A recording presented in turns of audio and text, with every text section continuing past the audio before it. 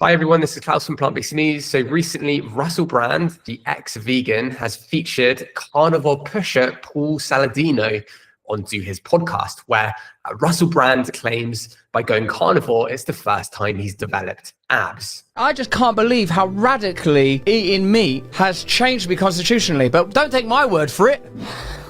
I was going to say, that's amazing. That's the first time I've had abs in my whole life. What's going on? Tell me the science behind this. Humans throughout our history have always treasured meat. It's at the top of their sort of hierarchy of foods they want to eat, and they eat animals from nose to tail. There are so many unique nutrients in animal foods, whether you're eating chicken or beef or fish or whatever, that just don't occur in plants. So when you are not eating meat as a vegan, which is, that's your right, you're a sovereign human, you can make an intentional choice. It's very, very hard to get these nutrients that are central to human thriving, right? And things like creatine, which gets a lot of press today, but other things like carnitine or anserine or taurine, all of these nutrients, they're critical. This claim has got a lot of people talking. And let's go to Danny Ishay, who posted a quite amusing response video. That's the first time I've had abs in my whole life. What's going on? Tell me the science. His first time having abs his whole life. He's either lying or doesn't remember having abs when he was a vegan in 2010. Meat didn't uniquely give you abs. You had them when you were a vegan. And since we're playing the anecdote game, here's me, a vegan with abs. Amazing. But this is besides the point. How did Russell Brand go from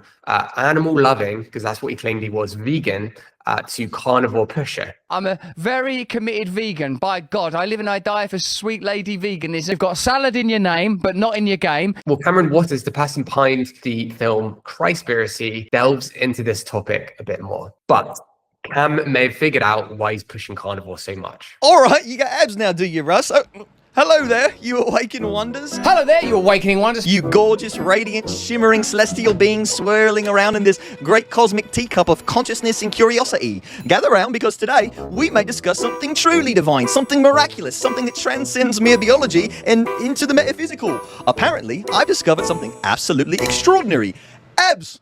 Yes, abs! I don't really want to have to resort to personal anecdotes, but firstly, if showing off your abs really moves the needle, then I guess I haven't worn a low V-neck since I was a worship leader, but I guess I can just... Don't take my word for it. I was going to say, that's amazing. That's 15, almost 16 years of eating only plants. So it's not like there's some magic nutrient in meat that gives you abs. I was a vegetarian from the age of 14 because I love Morrissey and I love the Smiths, and someone showed me footage of abattoirs and the way that animals are treated, which I thought was appalling then and I think is appalling now. What I find interesting is Russell is someone who's so big on free speech, on I don't want to be censored, but what he doesn't realize is that these counterculture activists who have created the footage that shows what's really going on in animal agriculture have been put at the top of the terrorist list under the Patriot Act. And not only that, they've faced jail time and sentences up to 10, 15 years for this stuff. So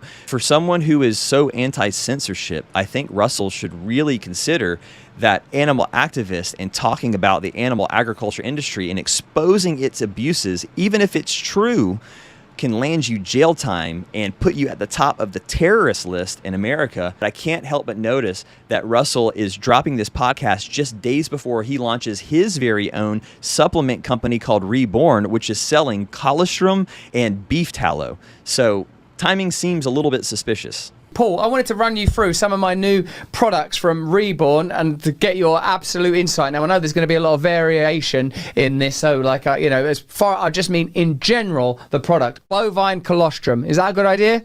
Russell is launching Reborn, his animal-based supplement products, just like Carnivore MD and Liver King does.